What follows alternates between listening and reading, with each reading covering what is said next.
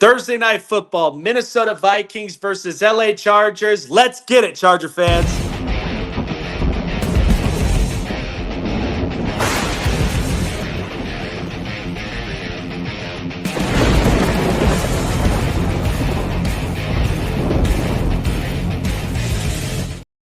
Bolt the fuck up, Charger fans. Supercharger powered. What is going on? Hope you guys are having a great day. Jake Silva here on Charger Syndicate, giving you everything LA Chargers news and more. If it is your first time here up onto the channel, I encourage you guys, don't scroll past me. Like, subscribe, hit the bell button, keep you up to date on future past Chargers videos, guys, of everything you need LA Chargers. Presented by greengridiron.com. Make sure you use the promo code LACSYN at checkout. That's LACSYN for your exclusive collectible miniature and life-size helmet at greengridiron.com. All right, guys. It is about that time. I'm super excited for this because Superchargers is now amongst us here on a Thursday night football game against the Minnesota Vikings. I've been waiting for this for weeks now. The LA Chargers are coming into this football game knowing that it's only about a 4 days window where they needed to get right. The good news of it is the Los Angeles Chargers are going to be starting with Joe Alt coming back, Jamari Salyer, and Trey Pipkins, and Elijah Molden. So the Chargers are slowly but surely getting healthier by the second and just before the trade deadline coming into November 4th. Now, the biggest takeaway of it is that LA is going to be without running back Hassan Haskins as he is out for this game. But doesn't mean that the Chargers can't correct themselves and can't possibly get themselves back into contention in the AFC West and into the AFC. They're 4-3 right now. They're facing against the Minnesota Vikings team who they have no idea with their quarterback situation. However, I'm a little bit skeptical with their run game because they got a very good dual threat running back set between Aaron Jones and Jordan Mason. So I know they're going to be focusing more up on the ground and pound more than anything to test the Chargers defensive line. Now, the Chargers in this game, they have to take away from what they got last week in that horrendous loss against the Indianapolis Colts, where they ended up getting decimated and dismantled on defense. And so that's where the Chargers really have to be shut down up on the ground. And they really also have to have full coverages all into the secondary plane. The biggest thing for me is that the Chargers and Jesse Minter didn't quite run at least the scheme that we were hoping they would have utilized with guys like Diane Henley.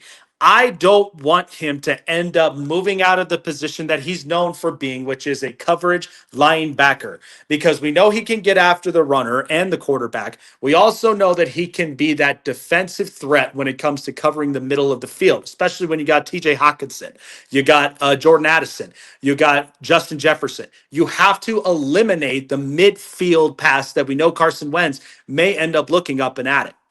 Now, for Brian Flores on that Minnesota defense, it's going to be interesting to see how he schemes up against Justin Herbert because he's going to be having about the similar deal. Eliminate the midfield, the underneath throws, and forcing Justin Herbert to have to make just an insane play.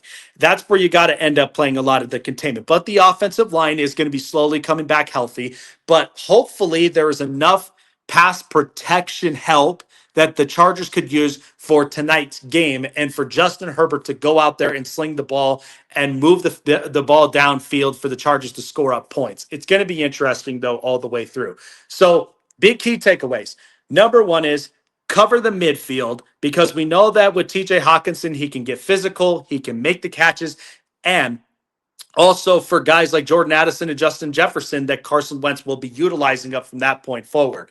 Number two is protect Herbert at all costs. Because even with these guys coming back from injury, you have to be a brick wall against a really good defensive front that Brian Flores has put together, especially when you're utilizing schemes that can utilize Jonathan Allen, one of their other star-studded D linemen, and also with Jonathan Grenard. Luckily, Andrew Van Ginkel is not in this game, so that's going to allow the opportunity for Justin Herbert to really put the ball in midfield and get the time of possession rolling up on our side. And then finally, utilizing every single one of our guys possible. You saw Rondé Gadsden, who came out with a career year in a rookie game last week against the Indianapolis Colts, where he ended up having over 164 receiving yards, breaking the record that Antonio Gates, the great Hall of Famer, ended up making in his debut.